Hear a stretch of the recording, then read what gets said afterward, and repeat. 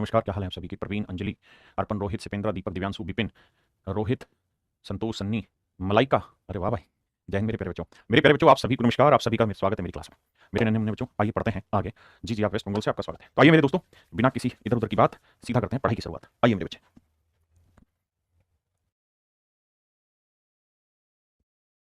देखिए दोस्त, सवाल में कह रहा है एक व्यक्ति अपनी आय का 60% खर्च करता है। देखो भैया, ये है उसकी इनकम, ये है उसका एक्सपेंडिचर, और जो बचा वो बचा मेरे प्यारे बच्चों उसकी सेविंग। यानी इनकम में से एक्सपेंडिचर हटा देंगे तो बचेगी सेविंग। सवाल में कह रहा है कि भैया 60% खर्च करता है, तो 60% की फ्रैक्शन क्या होगी जी? 3/5। या चलो सो ही लेके समझाता हूँ ताकि बात समझे। कहता 60% खर्च करता है, मतलब अगर 100 रुपये कमाएगा तो 60 रुपये तो खर्च ही कर देगा। तो बचत कितनी होगी भैया? 40। आप कहेंगे हाँ समझ गए। अब कह रहा है कि अगर उसकी इनकम 15% बढ़ जाए, अगर उसकी इनकम 15% बढ़ जाए, if is income is increase by 15%, income 15% बढ़ गई, तो मेरे बच्चे इनकम 15% बढ़ाओगे तो 100 का 15%, 15 15 बढ़ के होगी 115। और कह रहा है जी खर्चा भी 15% बढ़ गया, तो 60 का 15% कितना हुआ? 15 चिकन 90 भाई, 60 का 15% निकाल लो। 15% की फ्रैक्शन होती है 3/20, तो मन मन में निकालोगे 20 60 3 3 9, तो खर्चा बढ़ गया 9, तो यानी खर्चा हो गया 69। अब मेरे दोस्तों, वो कुल मिला के 115 कमा रहा है भैया, और खर्च कितने कर रहा है? 69। तो 115 में से 69 घटा दो यार, तो 15 में से 9 गया 6, यहाँ 10 में से 6 गया 4, 46। तो हम ये कह सकते हैं सर उसकी जो बचत है वो 46 है। उसकी बचत कितनी होगी भैया? 46 है। तो उसकी बचत पहले थी 40, अब हो गई 40, कितनी बढ़ गई? 6। एक चीज और भी ध्यान रखना, ये बात आप यहाँ से भी निकाल सकते थे कि भाई इनकम 15 बढ़ी, खर्चा 9 ही बढ़ा, तो 15 में से 9 खर्चा हटा दिया तो बाकी 6 क्या बढ़ जाएगी? बचत। लेकिन कह रहा परसेंटेज बताओ, तो भाई 6 की बचत बढ़ी किस पे? 40 पे। तो 100 पे कितना? आप कहेंगे 2 3 6, 2 20 40, 1/20 5%, तो 3/20 15%। यानी उस आदमी की इनकम 15% बढ़े, खर्चा 15% बढ़े, तो उसकी बचत भी मेरे बच्चों 15% बढ़ जा रही है। हाँ ना महेंद्र भाई? देखो, महेंद्र भाई ने कमेंट करे 3। पहला कमेंट किया राधे राधे, फिर लिखा बोलो तो कुछ, फिर आगे लिखा राम राम, फिर आगे लिखा महेंद्र भाई ने राकेश सर की जय हो। अरे मेरे महेंद्र भाई, मान जा, दफ्ती पे टिक जा, पढ़ ले। अगर आप इस बात पे विश्वास करते हैं कि मैं आपके कमेंट पढ़ूं और आपको एंटरटेनमेंट दूं, तो मेरे बच्चों से आपका सिलेक्शन नहीं होगा। बात ध्यान रखना, सिलेक्शन के लिए कमेंट जरूरी नहीं है। आपके डाउट होंगे वो मैं जरूर पिक करूंगा जो कर रहा हूं। दूसरा, मैं पढ़ाते हुए मैं रजनीकांत तो हूं नहीं कि यूं यूं लिखता रहूं, यूं लिखता रहूं, तुम्हारे देखता रहूं, यूं करता रहूं, ऐसा तो हो नहीं सकता भाई, खुद तो आदमी है। तो फिर मैं इधर देख रहा हूं, इधर लिख रहा हूं, इधर ही देख रहा हूं यार, तो समझा करो भाई थोड़ा। आइए मेरे दोस्तों, कहता है एक आदमी ने अपनी इनकम का 75% खर्चा किया। एक आदमी ने अपनी इनकम का 75% खर्च किया, ठीक है जी। तो भैया ये उसकी इनकम है, ये एक्सपेंडिचर और ये उसकी सेविंग। 75% खर्च किया तो मेरे दोस्तों 75% की फ्रैक्शन हो गई 3/4। हाँ जी, आप 100 माने तो 100 मान लीजिए, वरना 3/4 ले। 100 माइनस 75% खर्च किया तो बाकी 75 25% बचत किया। अब कह रहा है कि भैया उसकी इनकम 20% बढ़ गई, तो 20% बढ़ गई तो इनकम कितनी इंक्रीज हो गई? 20। और खर्चा भैया 10% बढ़ा, तो भैया इनकम हो गई 120। यही था ना? कह रहा जी खर्च जो है उसका वो 10% बढ़ गया, तो भैया 75 का 10%, मूर्ख से मूर्ख आदमी भी जानता है 10% 7.5 हो जाएगा, तो 7.5 रुपये आपका खर्चा बढ़ गया, तो नया खर्चा हो गया 82 रुपये 50 पैसे, या 82.5। तो कह रहा जी उसकी बचत में क्या होगा? तो भैया 120 में से आप क्या करो, 82.5 हटाओ। हाँ जी, 82.5 हटाओ। तो कैसे हटाए भाई? यहाँ 0 10 में 5 गया 5, यहाँ 9 9 में 2 गया 7, बिल्कुल ठीक है। यहाँ 11 में 7 गया 3, तो आएगा 37.5। तो नई बचत हुई 37.5। ये तो है मेरे भाई मूर्ख बच्चे के काम। जो समझदार है वो ये देखेगा कि भैया इनकम बढ़ गई 20 रुपये, समझो 20 रुपये, और उसमें से खर्चा केवल 7.5 ही एक्स्ट्रा होने लगा, तो 20 में से 7.5 हटा देंगे तो बचा कितना? 12.5। तो इसका मतलब सेविंग 12.5 बढ़ गई। हम सीधा ही निकाल लेते हैं, हमें इन चीज़ों की जरूरत ही नहीं थी। अब कह रहा है कि बचत में प्रतिशत वृद्धि बताओ, तो भाई 12.5% की वृद्धि हुई है, और पहले बचत कितनी थी? 25। तो कह रहा परसेंटेज बताओ। आप जानते हैं 12.5 का डबल होता है 25, तो 1/2 होता है 50%। तो option D is your right answer.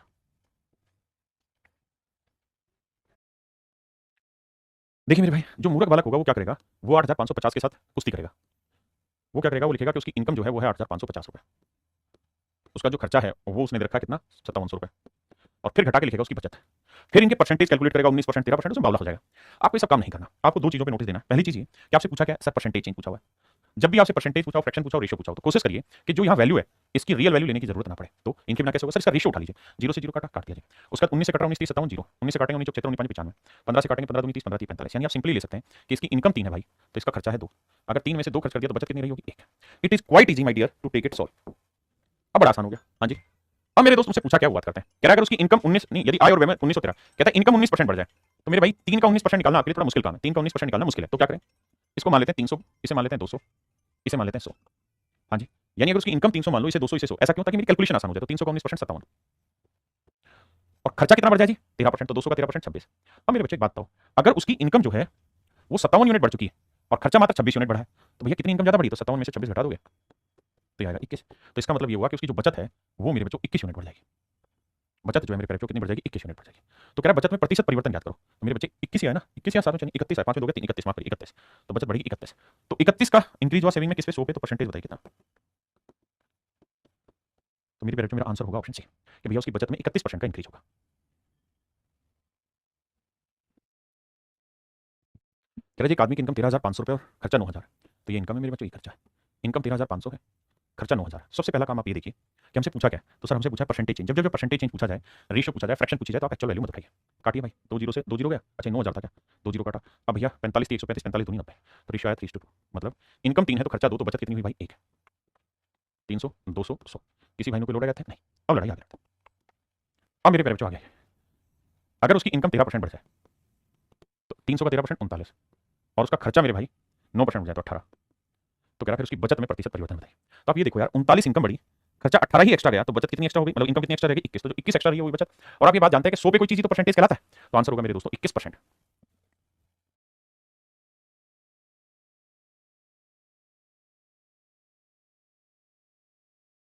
सवाल में मेरे भाई कह रहा है कि चीनी का दाम 16 से 2.3% बढ़ जाता है, तो मेरे बच्चों चीनी का दाम 16 से 2.3% बढ़ जाता है, तो फ्रैक्शन हो गई 1/6। इसका मतलब जो प्राइस है वो 6 से कितना हो गया 7, बिल्कुल ठीक है। चीनी का दाम 16 से 2.3% बढ़ जाता है, मतलब चीनी की कीमत पहले 6 थी तो 7 हो गई। परिवार की खपत 20% घट जाती है, और जो कंजप्शन है वो 20% घट गई, तो 20% की फ्रैक्शन क्या हुई मेरे बच्चों 1/5, यानी खपत 5 थी तो 1 घट के कितनी हो गई 4। आपने कहा सही। अब मेरी बात ध्यान से समझिए, चीनी की कीमत मेरे प्यारे बच्चों 6 से 7 हो गई और खपत 5 से 4 हो गई, तो सवाल में कह रहा है कि खर्चे में परिवर्तन बताओ क्या होगा, उसके एक्सपेंस में परिवर्तन बताइए क्या होगा। मेरे बच्चों एक बात आना, कीमत 6 से 7 हो गई, तो यानी पहले 6 रुपए कीमत थी और 5 किलो लेट से चीज खरीदता था तो खर्चा आता था 30 रुपए। अब भैया 7 रुपए रेट हो गया लेकिन चीज खरीद रहा है 4 किलो, तो खर्चा आएगा 28। हाँ जी, तो कह रहे खर्चे में बताओ क्या चीज होगा, तो खर्चा घट गया सर 2 यूनिट खर्चा घट गया किस पे 30 पे, तो 100 पे कितना 2 एकम 2 2 15 30, 1/15 होता है मेरे दोस्तों 6 से 2.3%, यानी उसकी खर्च में 6 से 2.3% का चीज आ गया। ऑप्शन ए मेरा राइट आंसर। नजर आ रही है मेरे बच्चों, सवाल में कह रहा है कि sale of a cinema ticket is increase by 57:1/7%। किसी सिनेमा के टिकटों की बिक्री 57 सही 1/7% बढ़ गई। मेरे बच्चों सबसे पहले इसकी फ्रैक्शन निकालो, 57 से 1/7% की फ्रैक्शन 4/7। फ्रैक्शन पे काम आपको ही करना है, मैं नहीं करूंगा अभी। तो भैया जो सेल है वो 7 से कितनी हो गई 11, बिल्कुल ठीक है। और जो इसकी प्राइस है वो 16 से 2.3% बढ़ गया, कीमत 16 से 2.3% बढ़ गया, फ्रैक्शन हो गई 1/6।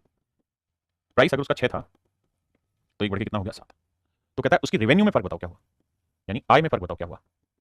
तो मेरे दोस्त आप ऐसे समझिए इस बात को कि सर अगर 7 टिकटें बिकती थी और एक टिकट 6 रुपए की थी तो उसकी आय हो गई 42, और अगर उसकी 11 टिकटें बिकी और एक टिकट 7 की है तो उसकी इनकम हो गई 77। सर बिल्कुल ठीक है, यानी जो रेवेन्यू 42 थी वो 77 हो गई, किसी भाई को लोड गए थे नहीं। तो मेरे बच्चों की रेवेन्यू कितनी बदल गई सर 35 बढ़ गई उसकी, तो 35 का इंक्रीज आ गया मेरे बच्चों किस पे 42 पे, तो 100 पे कितना, तो 7 5 35 7 42 5/6। अब 5/6 को हम लिख सकते हैं 1 - 1/6, तो एक होगा 100% और 1/6 होगा 16 से 2.3%, and finally you will get answer 83 सही 1/3%। ये मेरे नन्हे मुन्ने बच्चों मेरा सही आंसर होगा ऑप्शन डी।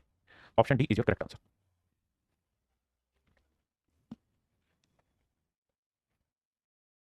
देखिए, हर एक व्यक्ति किसी संख्या को 3/5 के स्थान पर 7/4 से गुना कर देता है। मेरे प्यारे बच्चों मान लीजिए ये कोई नंबर है और इस नंबर को 3/5 से गुना करना था, लेकिन गुना किससे कर दिया इसी नंबर को 7/4 से। ये गलत किया और ये सही था। A man multiplied number by 7/4 instead of 3/5।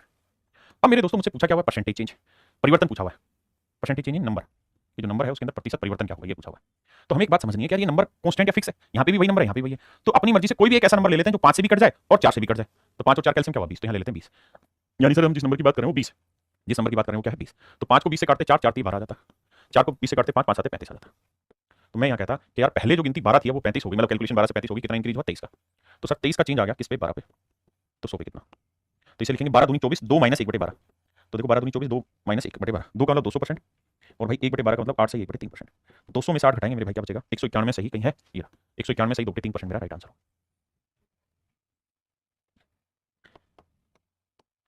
करो करो करो। देखो यार सवाल में कह रहा है कि एक नंबर को 5/3 से मल्टीप्लाई करना, लेकिन गलती से इसे मल्टीप्लाई कर दिया 3/5 से, तो बताओ रिजल्ट में क्या कहानी, ये सही था ये गलत है।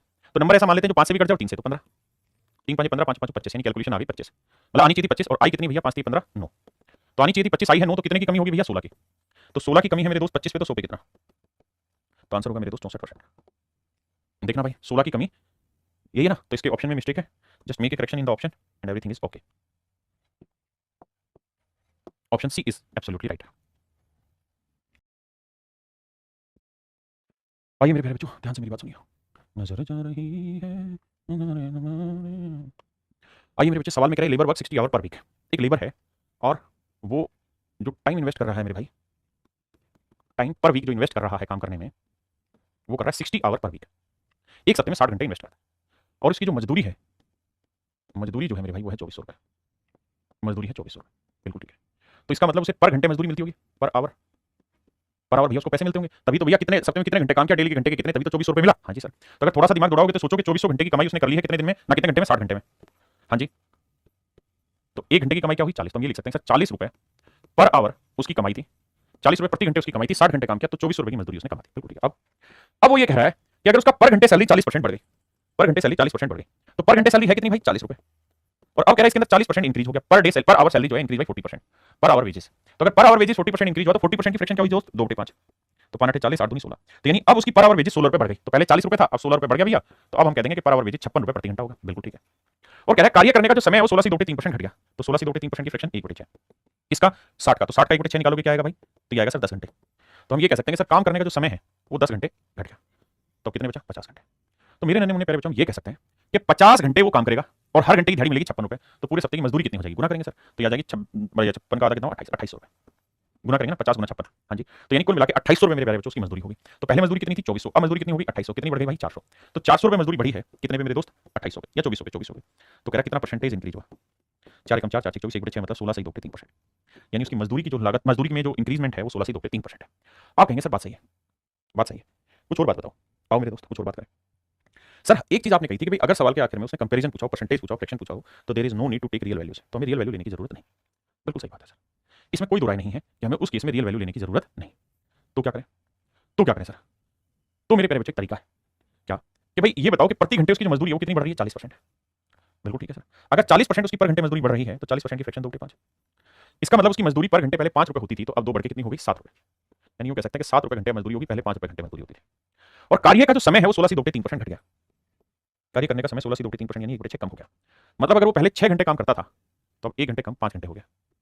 हाँ जी, तो मेरे बच्चों एक बात तो, अगर वो डेली 6 घंटे काम करेगा तो 5 रुपए के हिसाब से कितनी मजदूरी बनेगी, 30, और अब अगर वो 5 घंटे काम करेगा तो 7 रुपए के हिसाब से मजदूरी कितनी बनेगी, 35, तो मजदूरी में कितना इंक्रीज हो गया, 5 का, तो 5 का इंक्रीज हुआ 30 पे, तो 100 पे कितना, 5 कम 5 5 30, 16 से 2/3%, मजदूरी में 16 से 2/3% का इंक्रीज हो गया। क्या किसी भाई को दिक्कत है, जल्दी से बताइए। लेकिन मेरे प्यारे बच्चों ये तरीका गलत है, ये तरीका गलत है। आंसर इस तरीके से सेम आ रहा है लेकिन तरीका गलत है, तरीके में गलती क्या, ध्यान से समझिए। पीछे भी एक सवाल आया, जैसे मान लीजिए मैंने एक सवाल दिया आपको, बड़े ध्यान से मेरी बात समझना, कि यार एक आदमी है वो अपनी इनकम का, बड़े ध्यान से समझना, वो अपनी इनकम का, उसकी इनकम 15% बढ़ जाती है, इनकम 15% बढ़ जाती है, खर्चा भी 15% बढ़ जाता है, और मेरे प्यारे बच्चों तो बताओ उसकी सेविंग में क्या चेंज होगा, बढ़ेगी घटेगी क्या होगा, कितना परसेंटेज चेंज होगा। तो अगर आप इसी तर्ज पे काम करेंगे तो आप ये कह देंगे कि इनकम 15% बढ़ गई तो 15% का मतलब 3/20, यानी इनकम 20 थी तो 3 बढ़ के कितनी हो गई, 23, और खर्चा भी 15% बढ़ गया तो 15%, तो यानी 20 से कितना हो गया, 23।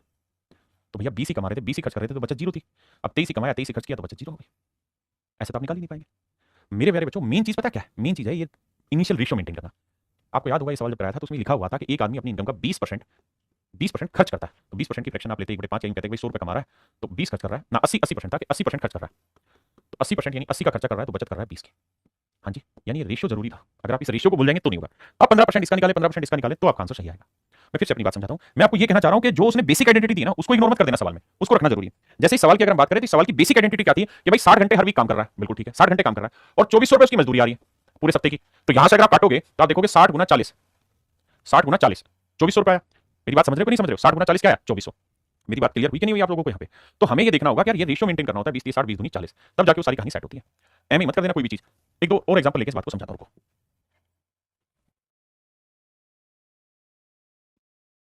देखिए मेरे बच्चे सवाल में क्या कहानी कह रहा है उसको, कहता है एक आदमी प्रत्येक माह अपने वेतन का एक निश्चित भाग बचाता है ताकि एक साल में वह कार खरीद सके। कहता है हर महीने इतना पैसा बचाता है ताकि जोड़ जोड़ के एक साल में कार खरीद ले।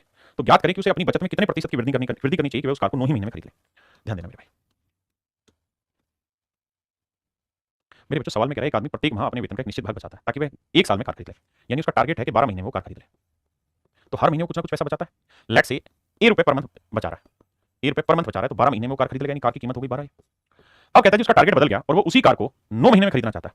मेरे दोस्तों कार कितने महीने में खरीदना चाहता है, 9 महीने। तो नेचुरल है अब उसी कार को अगर 9 महीने में खरीदना चाहता है तो अब उसे अपनी सेविंग बढ़ानी होगी। तो लेट्स से अब उसकी सेविंग हो गई 20 रुपए। अब मान लेते हैं 20 रुपए हर महीने बचा रहा होगा क्योंकि ज्यादा बचाएगा तभी तो 9 महीने में कार खरीदेगा।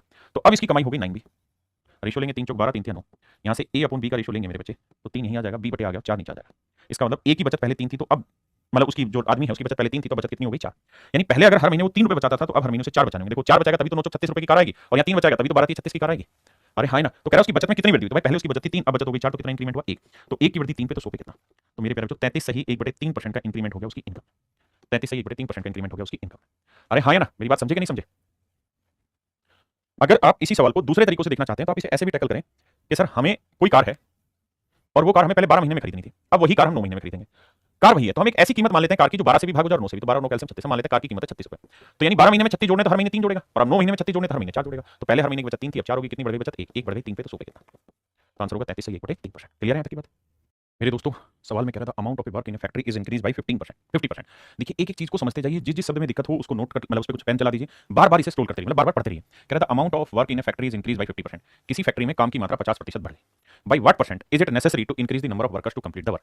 तो काम समय पर खत्म हो जाए, इसके लिए कितने प्रतिशत कर्मचारियों की संख्या बढ़ानी होगी, कितने कर्मचारियों की संख्या बढ़ानी होगी, by what percent is it necessary to increase the number of workers to complete the work on time. कहता है काम को प्रीवियस टाइम में ही खत्म करना है, पहली चीज। काम की मात्रा 50% बढ़ गई है, मतलब पहले 100 काम करना होता था फैक्ट्री में, तो 150 काम करना होगा। उतने ही दिनों में काम खत्म करना, दिनों की संख्या नहीं बदलनी। तो उस काम को करवाएं कैसे, नए आदमी लगाने होंगे। तो कह रहा है, यही पूछ रहा है कि भाई नए आदमी जो लगाने की बात हो रही है, तो उसमें कितने आदमी नए लगाने होंगे। और मेन चीज कह रहा है कि नए मजदूर की एफिशिएंसी, कार्य क्षमता पुराने वाले से 25% अधिक है। देखिए मेरे दोस्त, बहुत सारी चीजें ऐसी होती हैं जो सीखने की भी होती हैं और खुद से करने की भी होती हैं। ये सवाल खुद से सीखने का बहुत ज्यादा होगा। मैं जिस भी तरीके से सवाल को कराऊंगा, आपको कोशिश एक ही करनी है कि अपने तरीके से सवाल को डालना। जैसे हम पहली लाइन पकड़ते हैं, पहली लाइन में उसने कहा कि भाई नए वाले मजदूर की कार्य क्षमता पुराने वाले से 25% ज्यादा। तो ये न्यू है और ये ओल्ड है, और 25% की फ्रैक्शन 1/4 है, यानी पुराने वाले की 4 यूनिट है एफिशिएंसी, तो नए वाले की एक ज्यादा, मतलब कितनी होगी, 5।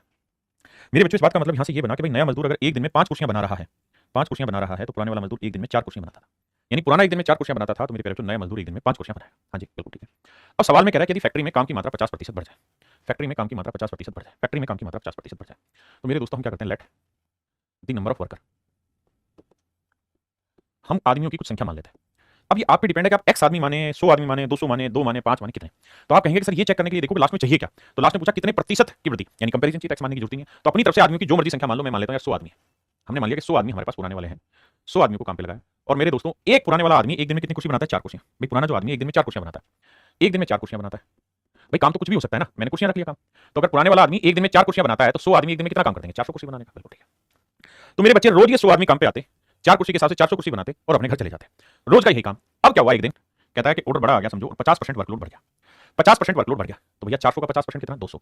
यानी अब 200 काम एक्स्ट्रा करना होगा, 200 कुर्सियां और बनवानी होंगी। ये तय है कि पुराने वाले जो आदमी हैं वो तो डेली अभी भी 400 कुर्सियां बनाएंगे, जबकि अब हमें बनानी 50% ज्यादा, मतलब 600 कुर्सियां बनानी हो। तो थोड़ा सा हल्के से सोचोगे तो पता चलेगा कि भाई अब हमें 600 कुर्सियां बनानी, पुराने वाले तो 400 ही कुर्सियां बना पाएंगे, तो कितनी कुर्सियां और एक्स्ट्रा चाहिए बनाने के लिए, 200। यानी मैं ये कह सकता हूं कि सर अब 200 कुर्सियां हमें एक्स्ट्रा बनानी होंगी डेली। सर क्या वही आदमी बनाएंगे, नहीं, क्योंकि उन आदमियों की हिम्मत ही 400 बनाने की, तो 200 कुर्सियां और बनवानी होंगी। तो ये 200 कुर्सियां किससे बनवानी होंगी, सर नए आदमी से। तो भैया नए आदमियों से बनवानी है 200 कुर्सियां। तो ये बताओ कि जो नए आदमी हैं, वो एक नया आदमी जो है वो एक दिन में कितनी कुर्सियां बना लेता है, 5। तो अगर 5 कुर्सियां एक दिन में बना लेता है, तो 200 कुर्सियां बनाने में कितना दिन लगेगा, 40। मतलब कितना आदमी लगेंगे, 40, माफ करिए। मतलब 5 कुर्सी बनाने में एक आदमी लगता है, तो 200 कुर्सी बनाने में कितना आदमी लगेंगे, 40 आदमी। मतलब अगर पहले से 100 आदमी आपके पास हैं, तो आपको 40 आदमी काम पे और रखने होंगे सर, तो आपका काम आज खत्म हो जाएगा। 200 जो फालतू काम, मतलब 600 काम आज हो जाएगा।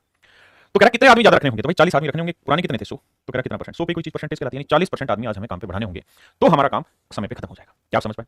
अगर आप इस बात को बहुत अच्छे से नहीं समझे, तो एक बार लैंग्वेज पढ़िए। तो मेरे प्यारे बच्चों, हम एक देखिए, एक मोटी बात समझो यार, जब तक आप अलग अलग डाटा नहीं मानोगे, बात नहीं बनेगी। मेरा बताया हुआ आंकड़ा का प्रयोग मत करिए। आप अपनी तरफ से जो दिल कर रहा है वो नंबर ऑफ एम्प्लॉय मान लीजिए। आप 2 एम्प्लॉय मानिए, 3 मानिए, 1 मानिए, 50 मानिए, जो मर्जी मानिए, कुछ तो मानेंगे। मान लेते हैं भाई शुरुआत में कितने आदमी माने, 1 आदमी मान लेते हैं, 1 आदमी था जी, तो वो तो 4 कुर्सियां बनाएगा, 4 चेयर बनाएगा, तो पूरे दिन में काम हो गया 4 चेयर का। लेकिन रोज ये एक आदमी आता, 4 कुर्सियां बना जाता और चला जाता। आज 50% काम बढ़ गया, 2 कुर्सियां एक्स्ट्रा बनानी पड़ेंगी। अब इस आदमी की तो कहता होगा 4 ही कुर्सी बनानी की, 2 कुर्सियां किससे बनवानी होंगी, नए आदमी से। और नया आदमी एक दिन में कितनी कुर्सियां बनाता है, 5 कुर्सियां। तो 5 कुर्सी बनाने के लिए 1 आदमी चाहिए, तो 2 कुर्सी बनाने के लिए कितना आदमी चाहिए, भाग दे देंगे, भाग देंगे तो 0.4, यानी 0.4 आदमी और चाहिए इस काम को, बढ़े हुए काम को पूरा करने में। तो 0.4 आदमी चाहिए, और पुराने कितने, 1, तो 100 पे कितना, तो निकालोगे आंसर आएगा 40%। आप कुछ भी मानिए, जैसे मर्जी मानिए, 10 मानिए, 20 मानिए, 30 मानिए, जो मर्जी करिए, आपका आंसर हर एक से सेम आएगा, कोई अलग बात नहीं। देखिए मेरे दोस्त, सवाल में कह रहा है in a train there are as many wagons as there are the number of seats.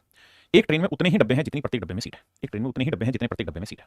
मतलब ये हुआ कि भैया अगर नंबर ऑफ वैगन, वैगन माने जानते हो ना डब्बे, अगर डब्बों की संख्या, डब्बों की संख्या जितनी है उतनी ही कह रहा है कि number of seats in each wagon. तो हर डब्बे में सीटों की संख्या भी सेम होगी। कहानी का मतलब यह है, मतलब हर डब्बे में सीटों की संख्या भी उतनी होगी जितने डब्बे। अगर मान लो 50 डब्बे हैं, तो इसका मतलब हर डब्बे में सीटें भी 50 ही होंगी। अगर मान लो 100 डब्बे हैं, तो इसका मतलब हर डब्बे में सीटें भी 100 होंगी, यानी जितने डब्बे होंगे उतनी ही सीटें होंगी। ऐसा सवाल कह रहा है। अब अगली लाइन में कह रहा है क्या, कि एक डब्बे में 25 आदमी बैठे हुए हैं, जो उसकी क्षमता का 71/3% है। सबसे पहले 71/3% की फ्रैक्शन बताओ सर, वो हो जाएगी कितनी, 5/7। कहता किसी डब्बे में जितने यात्री आते हैं उसकी एफिशिएंसी का 5/7 एफिशिएंसी पर आदमी बैठे हुए। मतलब मेरे दोस्तों, अगर डब्बे में कुल सीटें, डब्बे में कुल सीट 7 यूनिट है, अगर डब्बे में कुल सीट 7 यूनिट है, तो आदमी जो बैठे हैं, बैठे हैं 5 सीटों पर, 5 यूनिट पर। देखिए इस लाइन को ध्यान से पढ़िए बेटा, अरिथमेटिक लैंग्वेज का खेल बार बार पढ़िए। कहता है एक डब्बे में 25 आदमी हैं जो उसकी क्षमता के इतने परसेंट के बराबर है। In one of the wagon carrying 25 passengers persons, कहता है डब्बे में 25 आदमी जा रहे हैं, ट्रैवल कर रहे हैं, is filled with this percent of its capacity. वो इसकी क्षमता का 71/3% जगह को घेरे हुए। 71/3% की फ्रैक्शन 5/7, मतलब अगर उस डब्बे की कैपेसिटी 7 है तो उसमें 5 यूनिट पे लोग बैठे हैं। मतलब डब्बे में अगर 7 यूनिट सीटें हैं तो आदमी बैठे हैं 5 यूनिट पे, जबकि आदमी 5 यूनिट पे नहीं है, 25 आदमी है। तो मेरे बच्चे 5 यूनिट 25 आदमी, तो 1 यूनिट 25 बटे 5 यानी 5 आदमी। 1 यूनिट की वैल्यू मेरे बच्चों 5 आदमी, मतलब 5 यूनिट 25 आदमी को रिप्रेजेंट करा था, 1 यूनिट 5 आदमी को, तो 7 यूनिट किसे करेगा 35 को। तो इस बात का मतलब ये हुआ कि हर डब्बे में 35 सीटें, हर डब्बे में नंबर ऑफ सीट्स कितनी मेरे बच्चे 35। तभी तो उसने कहा कि भाई डब्बे में जितनी भी सीटें हैं उसका 71 से 3/7% जो मेरे बच्चे वैल्यू है वो बेसिकली 25 के बराबर है। अब हमें यहाँ से बस एक छोटी बात ये समझनी थी कि भाई हर डब्बे में नंबर ऑफ सीट्स है 35, और अगर हर डब्बे में 35 सीटें हैं तो डब्बों की संख्या भी 35 ही होगी, ऐसा सवाल ने कहा था। ठीक है, अब मैं आपसे ये जानना चाह रहा हूँ total number of seats in full train, कि भाई पूरी ट्रेन में सीटें कितनी है। तो आप कहोगे 35 तो सीट है और 35 ही डब्बे, तो भाई एक डब्बे में 35 सीटें, तो 35 डब्बों में कितनी होगी, गुना करेंगे 5 5 25 और 3 1225 सीट, यानी पूरी ट्रेन में 1225 सीट है, मतलब पूरी ट्रेन में 1225 आदमी बैठ सकते हैं। अब सवाल में क्या पूछा है, सवाल में आपसे ये पूछा भाईजान, क्या find the maximum number of passengers that can be accommodated if it has minimum 20% seats always vacant. तो कहता है मैक्सिमम नंबर ऑफ पैसेंजर्स की संख्या निकाल के बताइए जो इस ट्रेन में एक्मोडेट हो जाए, यदि ये मान लिया गया है कि 20% सीट हमेशा खाली रहती है।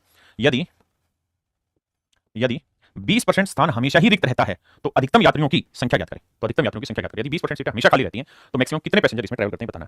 तो भैया 20% हमेशा ही खाली रहते हैं, तो दोस्त एक बात बताओ 1225 सीटें, 20% सीट, 20% की फ्रैक्शन 1/5 यानी 5 में से एक सीट हमेशा खाली रहेगी, तो फिर भरेगी कितनी, केवल 4/5। तो इसका मतलब केवल इतने ही आदमी तो इसके अंदर सफर करेंगे, क्योंकि आपने कंडीशन लगाई कि भाई 20% हमेशा खाली रहेंगे। सोल्व करते हैं, देखो 5 एकम 5, 5 दूनी 10, 5 चौक 20, 5 5 25, 4 से काटेंगे 4 5 20, 4 चौक 16 और 2 18, 4 दूनी 8 9। इसका मतलब 980 पैसेंजर ट्रेन में मैक्सिमम ट्रैवल करेंगे। वैसे 1225 ट्रैवल कर सकते हैं, लेकिन उसने कहा कि भाई 20% हमेशा ही खाली रहेंगे, तो इसका 980 ही आदमी इसमें ट्रैवल कर पाएंगे। तो इस सवाल का जो सही उत्तर होगा वो सी ऑप्शन, दैट इज 980। देखो मेरे भाई, सवाल की लैंग्वेज को पढ़ो, मैं एक बार समझाऊंगा उसके बाद आप समझो सवाल को। देखिए अरिथमेटिक लैंग्वेज का खेल है, जितनी बार पढ़ सके उतना बार पढ़िए। कह रहा है man can type 20 lines in 10 minute, कहता है एक आदमी 20 लाइनें हर 10 मिनट में लिख सकता है, but he leaves 8% margin on each line, परंतु वो हर लाइन में 8% जितनी जगह खाली छोड़ता है। पहले कॉन्सेप्ट बताओ क्या, मुझे एक बात बताना मेरे दोस्त, राम जो है भाई, राम जो है 300 रुपए में तो आम लेके आया, 700 रुपए के केले लेके आया, आम के लिए और सेब भी ले लेते हैं भैया, और भैया 200 रुपए की सेब लेके आया। राम माफ करिए 300 रुपए के आम खरीदा, 700 के केले और 200 की सेब। अब उसने क्या किया, 10% प्रॉफिट लेके आम को बेच दिया, 10% प्रॉफिट पे केले को बेच दिया और 10% प्रॉफिट लेके सेब को बेच दिया। तो मुझे सिर्फ आप ये बताइए मेरे दोस्तों कि राम को पूरी ट्रांजैक्शन पे कुल मिला के कितना प्रॉफिट हुआ। राम को मेरे प्यारे बच्चों कुल मिला के प्रॉफिट कितना हुआ, तो आप कहेंगे देखो सर 300 पे 10% कितना प्रॉफिट हुआ 30, 700 का 10% 70 का प्रॉफिट यहाँ कमा लिया, और 200 का 10% 20 का प्रॉफिट यहाँ। तो टोटल प्रॉफिट हो गया 30 और 70 और 20 120। तो कुल लाभ जो है वो 120 रुपए का, कुल लाभ टोटल प्रॉफिट जो है वो 120 रुपए का। और अगर मैं आपसे कहूँ प्रॉफिट परसेंट बताओ, तो आप कहेंगे सर देखो टोटल कॉस्ट ले लो कि भाई पैसा कितना लगाया, तो 300 700 1000 और 200 1200, तो भैया 1200 रुपये पैसा लगाया, हाँ जी 1200 रुपये इन्वेस्ट किया है, और उसको प्रॉफिट कितना हुआ मेरे भाई 120 का, 120 का हुआ प्रॉफिट, तो कितना प्रतिशत का लाभ कमाया, कैलकुलेट करोगे तो आएगा 10%। बहुत सारे बावले जो 30% आंसर दे रहे थे वो इस बात को समझेंगे और आगे ध्यान रखेंगे कि अगर मेरे प्यारे बच्चों हर चीज पे सेम रेट ऑफ प्रॉफिट हो रहा है तो ओवरऑल भी रेट ऑफ प्रॉफिट सेम ही रहेगा। अगर मान लीजिए मैंने कहा कि यार 5 लाइनें, एक लाइन ये है या एक पेज ये है, एक पेज ये है, एक पेज ये है, एक पेज ये है, एक पेज ये, और अगर इस पेज में मैं 2% जगह खाली छोड़ रहा हूं, 2% जगह खाली छोड़ रहा हूं, अगर इस पेज पे मेरे बच्चों में 2% जगह खाली छोड़ रहा हूं, इस पेज में मैं 2% जगह खाली छोड़ रहा हूं, इस पेज में मैं 2% जगह खाली छोड़ रहा हूं, इसमें भी 2% और भैया इसमें भी 2% जगह खाली छोड़ रहा हूं, तो ये तो पांचों पेजों पे कुल मिलाकर कितने परसेंट जगह खाली छोड़ दूंगा, पांचों पेजों पे कुल मिलाकर कितने परसेंट जगह खाली छोड़ दूंगा। तो मेरे भाई आपका आंसर होना चाहिए सर पांचों पे भी आप 2% जगह खाली छोड़ो, यानी जो रिएक्शन आप हर डाटा के साथ करेंगे अगर वो रिएक्शन सेम है तो ओवरऑल रिएक्शन भी सेम ही होगा। हाँ है ना, मेरी बात समझ रहे हैं। मान लीजिए 5 पेज है, अगर हर पेज में आप 2% काम करेंगे तो ओवरऑल भी आपका 2% काम होगा। अगर आप 5 तरीके के या 2 तरीके के फल बेचने चलेंगे और एक पे X% का प्रॉफिट है, दूसरे पे भी X% का प्रॉफिट है, तो ओवरऑल भी आपको X% का प्रॉफिट होगा। ये कहानी तब तक चलेगी जब तक कि रिएक्शन हर एक में सेम होगा, तो ओवरऑल में भी सेम होगा। अब मेरे बच्चों सवाल पे वापस लाते हैं।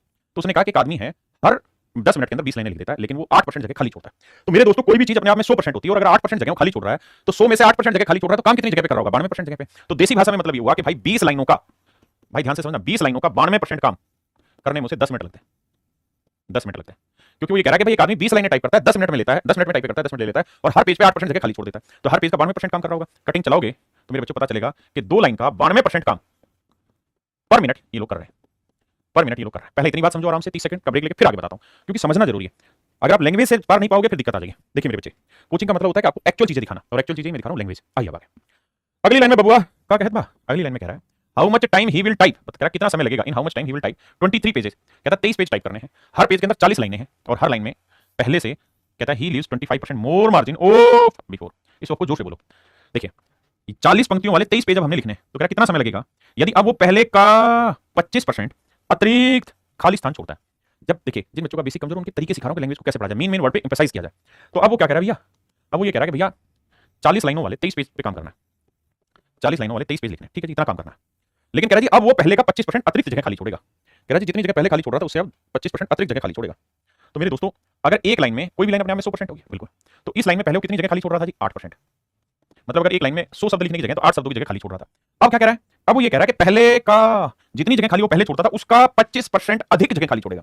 तो पहले कितनी छोड़ता था 8, अब 8 का 25% 2 अधिक जगह खाली छोड़ेगा। यानी पहले 8 जगह खाली छोड़ रहा था तो अब 8 में 2 जोड़ोगे, मतलब अब हर लाइन में 10 जगह खाली छोड़ेगा। यानी 100 काम करने की जगह तो 90 करेगा, 10 खाली छोड़ेगा। ये बात समझने की। इसका मतलब मेरे भाई अब वो 40 लाइनों के 23 पेज जो लिखेगा, लेकिन हर लाइन पे वो 90% काम करेगा। पहले हर लाइन पे वो 92% काम कर रहा था, अब वो 90 करेगा। बहुत सारे बावले क्या करेंगे 25 और 8 33 कर देंगे। नहीं, उसने कहा पहले का मतलब पहले वाले से गुना करो 25% अतिरिक्त अधिक जगह खाली छोड़ रहा है। तो अब इतना काम करना है मेरे दोस्तों। 1 मिनट में कितना काम कर लेता है 2 लाइनों का 92%। तो भैया 2 लाइनों का 92% काम 1 मिनट में उड़ा देता है, तो पूरा काम करने में कितना समय मिलेगा? निपटाते हैं भैया। 23 चौक 92, 4 दूनी 8, 8 पंजे 40, 5 नहीं 45, 450 मिनट। कैलकुलेशन भूल चूक माफ, आंसर आ जाएगा 450 मिनट। यानी 450 मिनट में वो इस काम को खत्म कर देगा। अब आराम से कैलकुलेशन समझो मैं क्या कह रहा हूँ, इन सारी बातों को समझिए, कॉन्सेप्ट यही। आइए मेरे दोस्तों, ये कॉन्सेप्ट बहुत ही बेहतरीन है, ध्यान से समझने का है, क्योंकि जबरदस्त बिंदु है, यहां से बहुत सारी चीजें आप समझेंगे। मेरे दोस्तों एक बात बताना, मैं आपको एक छोटा एग्जाम्पल लेकर समझाता हूँ। आपकी जेब में 20 रुपए, आपकी जेब में 20 रुपए, ठीक है। आप इस 20 रुपए को 2 जगह खर्च करते हैं। बड़े ध्यान से मेरी बात सुनो। आपकी जेब में 20 रुपए हैं और आप इस 20 रुपए को 2 जगह खर्च करते हैं। एक जगह मेरे प्यारे बच्चों आप चॉकलेट खरीदते हैं और एक जगह आप चाय पीते हैं। चाय पीते हैं, 2 चीजों पे खर्च करते हैं। मान लीजिए 20 रुपए में से 15 रुपए आप चॉकलेट पे खर्च कर रहे हैं और 5 रुपए आप चाय पे खर्च कर रहे हैं। अब मैं आपको ये कह रहा हूं कि भाई आपके पास जो 20 है फिक्स है, आपको रोज 20 ही मिलेंगे। ये कांस्टेंट वैल्यू, इसको बदल नहीं सकते। कांस्टेंट वैल्यू से बदला नहीं जा सकता दोस्त। यानी जितने आपको रोज मिलते हैं उतने ही आज मिलेंगे, बदलेंगे नहीं। एक दिन क्या हुआ, और आपके लिए ये भी फिक्स है कि आप चॉकलेट और चाय पी करोगे। एक दिन क्या हुआ मेरे भाई, चाय पर कोई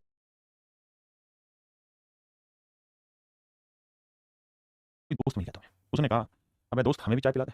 तो भैया उसकी भी चाय तुम्हें पिलानी पड़ी, और मान लो उसकी चाय के चक्कर में तुमने 2 रुपए फालतू खर्च कर दिए, तो 5 रुपए चाय पे होते थे, आज 7 रुपए खर्चा हो गया। ठीक है जी। तो मेरे दोस्त ये बताओ कि आप फिर चॉकलेट पे कितना करोगे? आप कहोगे सर आपने कहा कि ये तो फिक्स है, ये तो चेंज हो ही नहीं सकता। अगर सर 20 रुपया फिक्स है और 2 रुपए हमने यहाँ फालतू खर्च कर दिया है, 7 रुपए खर्च हो गया, तो 20 में से 7 यहाँ खर्च हो गया, तो यहाँ कितना होगा? बाकी 13 रुपए खर्च होगा। इसका मतलब ये निकला कि अगर यहाँ 2 रुपए फालतू खर्च कर रहे हो तो यहाँ 2 रुपए कम खर्च करना पड़ेगा, यहाँ 2 रुपए कम खर्च करना पड़ेगा। इसका कोई विकल्प नहीं है। क्या मेरी बात समझे? नहीं, बहुत बढ़िया। मैं क्या कहना चाहता हूँ, मैं ये कहना चाहता हूँ अगर अमाउंट फिक्स है, अमाउंट या कोई चीज फिक्स है और उसी में 2 चीजें बढ़ रही हैं, 2 चीजें बढ़ रही हैं, तो मेरे दोस्त मैं ये कह रहा हूं जितना परिवर्तन यहां होगा ना, amount of change in chocolate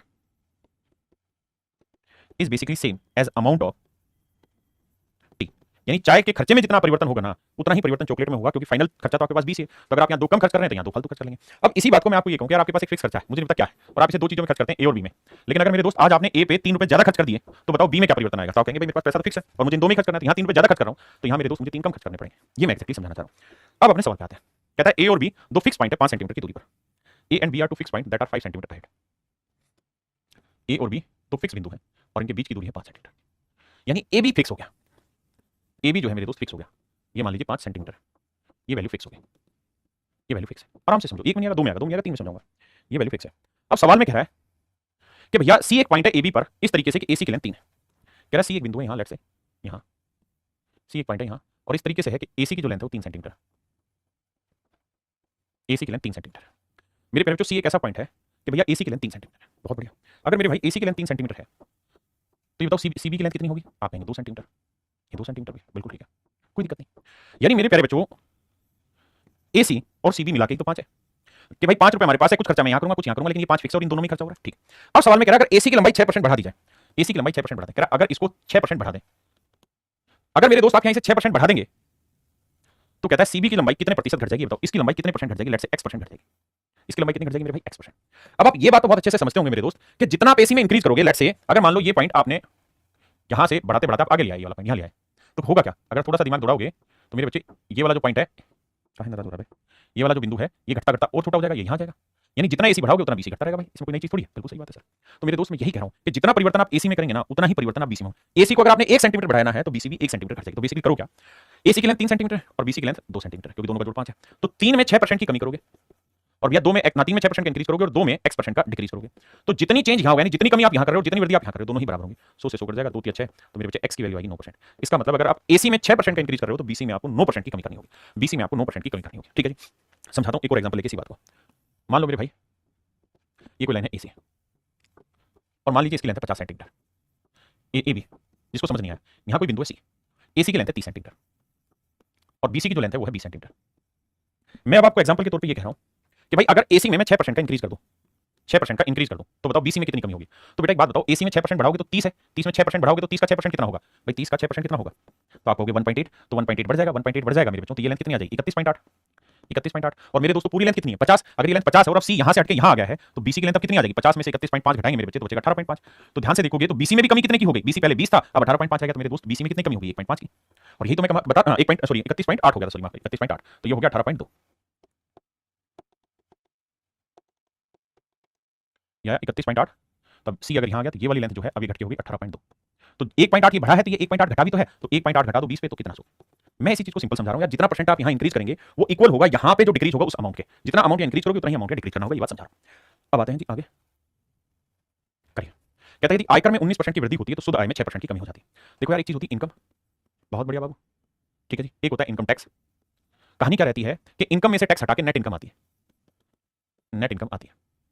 मैं कहना आपको ये चाह रहा हूं मेरे भाई कि अगर मान लीजिए इनकम 100 है, टैक्स 20 रुपए लग रहा है, तो नेट इनकम कितनी आ गई 80। अब इनकम आपकी फिक्स ही रहे 100, लेकिन टैक्स आपका 20 की जगह 25 कटने लग जाएगा, तो नेट इनकम कितनी आएगी 75।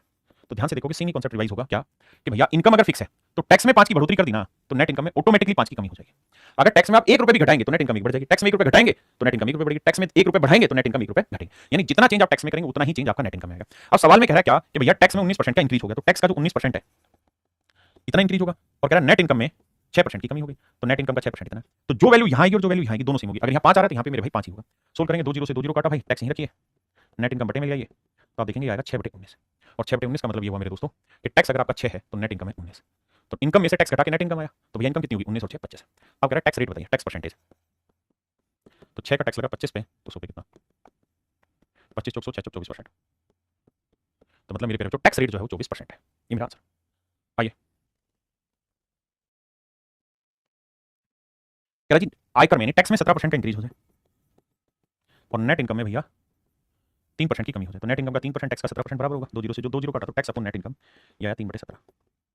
यानी मेरे दोस्त टैक्स अगर आपका 3 है तो नेट इनकम है आपकी 17, तो भैया इनकम में से टैक्स हटाया होगा तभी तो 17 आया, तो इनकम कितनी होगी 20। तो कह रहा टैक्स परसेंटेज बताइए, तो भैया 3 का टैक्स है बाबू और है किस पे 20 पे, तो 100 पे कितना, तो आंसर होगा 15%, यानी रेट ऑफ इनकम टैक्स है 15%। हाँ जी करिए मेरे प्यारे बच्चों, बहुत ही जबरदस्त सवाल है, बहुत ही प्यारा सवाल है।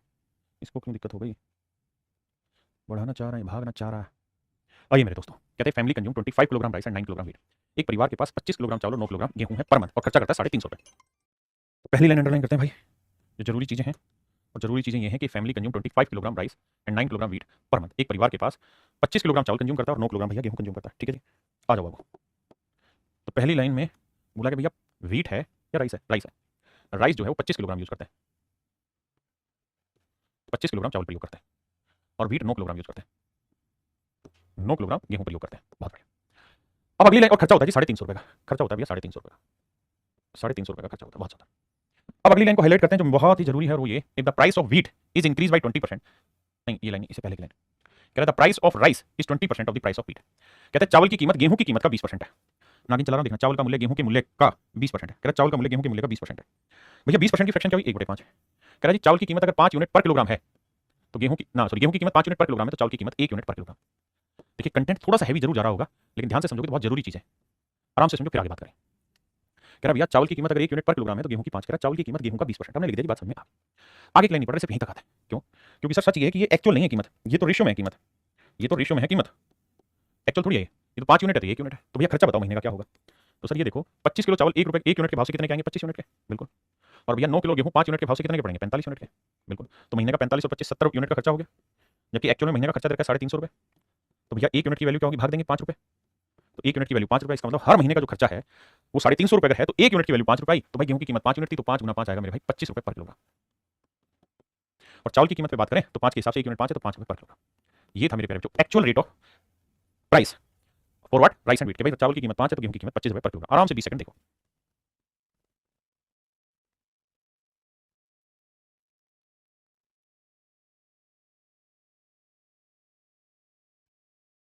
अब मेरे दोस्तों सवाल में कहानी आगे की लेते हैं, मुख्य बातों पर जोर देते हुए। आइए अब कह रहा है क्या भैया कि ये समझ में आ गया हमें कि भैया खर्चा 350 है, प्राइस क्या क्या वो समझ में आ गया कि प्राइस है गेहूं की कीमत है 25, चावल की कीमत है 5 रुपए पर किलोग्राम। ये कुछ बातें हैं जो हमारे पकड़ में आई है कि भैया प्राइस जो है एक्चुअल में चावल की प्राइस इतना और गेहूं का प्राइस इतना, ठीक है जी। हमें ये भी पता चल गया कि भाई चावल जो है 25 किलोग्राम कंज्यूम हो रहे थे अभी तक, और गेहूं भाई 9 किलोग्राम कंज्यूम हो रहे थे और खर्चा बैठ रहा था हमारा 350 रुपये। ठीक है, अब सवाल में एक बात बोली उसने और वो बात ये है कि भैया कुछ प्राइस में चेंज हुआ है, न्यू प्राइस लिस्ट आ गई है। क्या प्राइस आया जी नया? नई प्राइस लिस्ट ऐसे कह रहा है कि यदि गेहूं का मूल्य 20% बढ़ा दिया जाए, यदि गेहूं का मूल्य 20% बढ़ा दिया जाता है, कहता है अगर गेहूं का मूल्य 20% बढ़ा दिया जाए तो गेहूं की कीमत क्या भाई 25 रुपये पर किलोग्राम। 20% की फ्रैक्शन 1/5, तो 25 का 1/5 कितना आया 5, तो यानी 5 रुपये पर किलोग्राम रेट बढ़ा दिया, तो नया रेट हो गया गेहूं का 30 रुपये पर किलोग्राम। गेहूं का रेट हो गया भाई 30 रुपये पर किलोग्राम। क्या है जी? ठीक है भाई, 25 था 20% यानी 5 रुपये बढ़ के 30 हो गया। तथा चावल का मूल्य स्थिर है और कहता है जी चावल की जो कीमत है फिक्स है, चावल की कीमत नहीं बदली, चावल की कीमत जितनी थी उतनी है। तो चावल पहले भी 5 था, अभी भी 5 रुपये पर किलोग्राम है। ठीक है जी, तो पूछ रहा है कि बताओ फिर वो अपने चावल की खपत में, किस चीज की खपत में पूछ रहा है भाई, चावल की खपत में कितनी कमी करे, चावल की खपत में कितनी कमी करे, किसमें चावल की खपत में कितनी कमी करे कि उसका खर्चा ना बढ़े, खर्चा उतना ही रहेगा। तो मेरे भाई खर्चा आज भी 350 ही रखना है और कहता है गेहूं 9 किलो ही खरीदेगा 30 रुपए के भाव से, तो 30 रुपए के भाव से 9 किलो गेहूं कितने का आएगा 270। भाई खर्च करने के लिए 350 है, 270 हो चुके हैं, तो कितना और बाकी 80 रुपए, तो 80 रुपए का खर्चा और करेंगे भाई, बिल्कुल ठीक। अभी 80 रुपए किस पे खर्च होंगे, चावल पे। चावल का रेट क्या है जी 5 रुपए, तो 5 रुपए के भाव से 80 रुपए में कितने किलो चावल आएंगे जी 16 किलो चावल आएंगे। चावल पहले कितने आ रहे थे जी 25 किलो, अब चावल कितने आ रहे हैं जी 16 किलो, तो चावल में कितने की कमी आई होगी, और यही तो पूछ रहा है कि चावल की खपत में कितनी कमी आई। तो मेरे भाई 9 किलो की कमी आई है 25 पे, तो 100 पे कितना काटोगे, 25 चौक 100 9 चौक 36, तो मेरे भाई 36% की खपत में कमी आ गई चावल की। ऑप्शन ए मेरे बच्चों मेरा राइट आंसर है। ये तो है सवाल का डिटेल, आराम से पहले इस बात को समझो, फिर इसके शॉर्टकट को भी डिस्कस करेंगे। शॉर्ट इसलिए बनेगा क्योंकि उसने पूछा कितने प्रतिशत की कमी करें, जब भी परसेंटेज पूछा जाए, रेशियो पूछा जाए, फ्रैक्शन पूछा जाए, तो आप शॉर्टकट निकाल सकते हैं, there is no such doubt in that portion. ठीक है जी, पहले समझो आराम से। अब आते हैं मेरे बच्चे इसके शॉर्टकट पे, आइए सामने। अब ध्यान से समझिएगा भैया, यहाँ राइस है, यहाँ वीट है, जिस लाइन को मैं अंडरलाइन करूंगा उसी को देखेंगे सारे बच्चे। पहली लाइन साफ सुथरी लिखी हुई है कि भाई चावल 25 किलो की खपत है जबकि गेहूं 9 किलो की खपत है। मेरे दोस्त एक बात बता, अब उसने एक लाइन लिखी कि the price of rice is 20% of the price of the wheat, कि चावल की कीमत गेहूं की कीमत का 20% है। तो प्राइस की अगर हम बात करें तो वो ये कह रहा है कि 20% है गेहूं की कीमत, यानी 5 है तो ये कीमत 1 है, यानी मेरे प्यारे चावल की कीमत 1 है। अब अगली लाइन में कह रहा है कि अगर गेहूं की कीमत 20% बढ़ जाए, तो न्यू प्राइस के ऊपर चर्चा हो रही है और कह रहा है गेहूं की कीमत 20% बढ़ जाए, तो 5 का 20% 1 रुपया बढ़ के यानी 1 यूनिट पर किलोग्राम गेहूं की कीमत बढ़ गई, तो क्या हो गया 6 यूनिट पर किलोग्राम। यानी मेरे प्यारे बच्चों गेहूं की जो कीमत है वो 5 से बढ़कर कितनी हो गई 6 यूनिट पर किलोग्राम। और सबसे लास्ट लाइन में लिखा है and the price of rice is constant, और चावल की कीमत अभी भी 1 ही यूनिट है पर किलोग्राम, यानी कांस्टेंट है। कह रहा खर्चा आज भी उतना ही हो रहा है जितना पहले था। अब वही सेम कॉन्सेप्ट थोड़ी देर पहले पीछे समझाता रहा हूं। अगर खर्चा सेम हो, चीजें फिक्स हो, कांस्टेंट हो, जैसे इसने कहा कि खर्चा 350 ही है, तो मेरे दोस्त एक बात बताओ गेहूं की कीमत कितनी बढ़ गई 1 यूनिट पर किलोग्राम, और कितना किलो गेहूं ले रहे थे 9 किलो, तो अगर 1 किलो गेहूं पे 1 यूनिट एक्स्ट्रा खर्च कर रहे हो तो 9 किलो गेहूं पे कितना यूनिट खर्च करोगे 9 यूनिट एक्स्ट्रा खर्च करोगे। और मेरे दोस्तों अगर खर्चा फिक्स है तो यहां अगर आप 9 यूनिट ज्यादा खर्च करने लगे गेहूं पे, क्योंकि हर किलो पे 1 यूनिट रेट बढ़ गया तो 9 किलो पे 9 यूनिट रेट बढ़ गया, तो नेचुरल सी बात है कि चावल के खर्चे में अब आपको 9 यूनिट की कमी करनी पड़ेगी, क्योंकि खर्चा फिक्स है। अगर आप यहां 9 यूनिट ज्यादा कर रहे हैं तो यहां मेरे भाई 9 यूनिट की कमी, यानी चावल में 9 यूनिट कम खर्चना होगा। 1 किलोग्राम कितने का है 1 यूनिट का, तो 9 यूनिट से कितने किलोग्राम आएंगे 9 किलोग्राम। इसका मतलब आपको अपनी जो खपत है वो अब 9 किलोग्राम कम करनी होगी, और वो भी किसकी मेरे भाई चावल की। चावल की पहले खपत कितनी थी 25 किलोग्राम, अब कितनी हो रही है 9 किलोग्राम कम, तो कितने की कमी 9 की कमी 25 पे, तो 100 पे कितनी, that is direct your answer 36%। यानी उसे अपनी खपत में 36% की मेरे भाइयों कमी करनी होगी। मेरे बच्चों उसे अपनी खपत में 36% की कमी करनी होगी।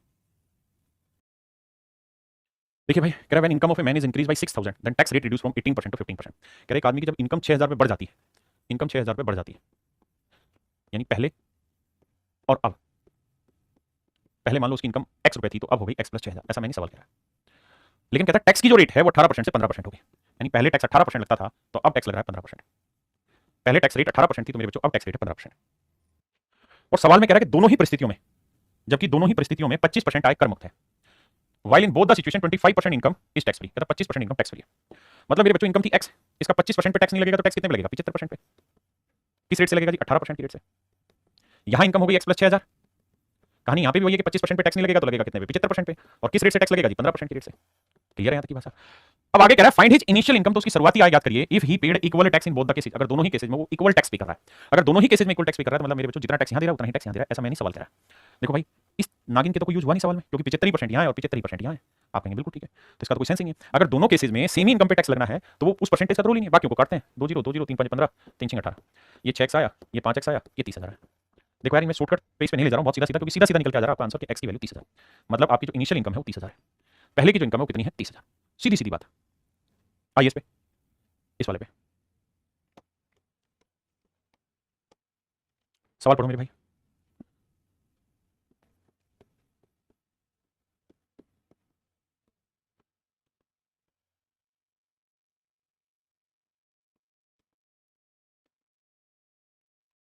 पढ़ो पढ़ो पढ़ो। देखिए मेरे दोस्त, सवाल में कह रहा था income of a man is rupees this, now his income is increase. कहता है उसकी इनकम बढ़ गई और जो टैक्स की रेट है वो घट गई 12% से 10% हो गई। अगली लाइन में कह रहा है भैया 30% इनकम हमेशा टैक्स फ्री है, तो बताओ उसकी जो इनकम है find the increase in his initial income, कि भाई उसकी इनकम में कितना इंक्रीज हुआ है अगर दोनों सिचुएशन में इक्वल टैक्स देता है। तो 28800 तो हमने माना एक्स का इंक्रीज हो गया, दोनों ही सिचुएशन में 30% पे टैक्स नहीं है, तो भैया 28800 का 30% पे टैक्स नहीं लगेगा तो 70% पे लगेगा, क्योंकि 30% टैक्स फ्री है, और इस पे लगेगा 12% की रेट से। यहां मेरे बच्चे 28800 हो गया प्लस एक्स, इस पे 30% पे टैक्स नहीं तो टैक्स कितने पे होगा 70% पे, किस रेट से जी 10% की रेट से। आइए मेरे दोस्त ध्यान से समझिए, इसका सवाल में कोई रोल नहीं होता इस नागिन का, क्योंकि दोनों जगह सेम है, क्योंकि दोनों ही जगह 70-70% इसलिए कट जाएगी। बाकियों को मेरे बच्चे कैलकुलेशन करेंगे काट पीट के और एक्स की वैल्यू निकाल देंगे, वही हमारा डायरेक्ट आंसर हो जाएगा। देखिए, आप सवाल में कह रहा था total salary of A and B is rupees 1500। A और बी दोनों की कुल मिला के तनख्वाह 1500 है और कह रहा है ए जो है वो 90% ऑफ हिज इनकम स्पेंड करता है। मान लो मेरे भाई एक इनकम ए है और तरीके एक इनकम ए है मेरे बच्चों, और वो अपनी तनख्वाह का 90% इनकम जो है वो खर्चा कर देता है। बी अपनी इनकम का 80% खर्च कर दे रहा है और उनकी बचत का अनुपात देखा है 3:4। तो भैया अगर एक इनकम ए मान लो 90% खर्च कर रहा है तो बचा कितना होगा? 10%। बी की इनकम में बी मान लूं तो कह रहा है कि भाई बी अपनी इनकम का 80% खर्च कर रहा है तो बचा कितना होगा? 20%। तो मेरे दोस्तों ये आ गई ए की बचत और ये आ गई बी की बचत, और कह रहा है इनके अनुपात जो है ना वो दे रखा है मेरे प्यारे बच्चों 3:4। एक बार सवाल पढ़िए और यहां तक की बात समझिए। अब तो बेसिक कैलकुलेशन है, जीरो काटा 2 से 2 दूनी 4 आया, तो आपने देखा कि ए अपॉन बी की इनकम का रेशियो आ गया 3/2, यानी ए की इनकम 3 है तो बी की इनकम है 2 यूनिट, तो दोनों की टोटल इनकम कितनी हुई? 5 यूनिट, जबकि दोनों की टोटल इनकम है 1500 रुपए। तो भैया एक यूनिट की वैल्यू 5 यूनिट 1500 तो एक यूनिट 300 रुपए, तो भैया 3 यूनिट 3 गुना 300, 2 यूनिट 2 गुना 300, तो एक इनकम 6 एक इनकम आपकी 900, बी की इनकम आ जाएगी 600, तो option A is your correct answer. मेरे प्यारे बच्चों आज के लिए इतना ही रखते हैं। मेरे दोस्तों मैंने ये टाइप आपकी पूरी खत्म कराई है, मुझे उम्मीद है कि अब आपको बहुत सारी बातें समझ आने लगी होंगी, हल्का हल्का सा लैंग्वेज पकड़ना स्टार्ट हो गए होंगे। तो आज के लिए इतना ही मेरे प्यारे बच्चों, thank you, have a nice day to everyone. धन्यवाद मेरे दोस्तों।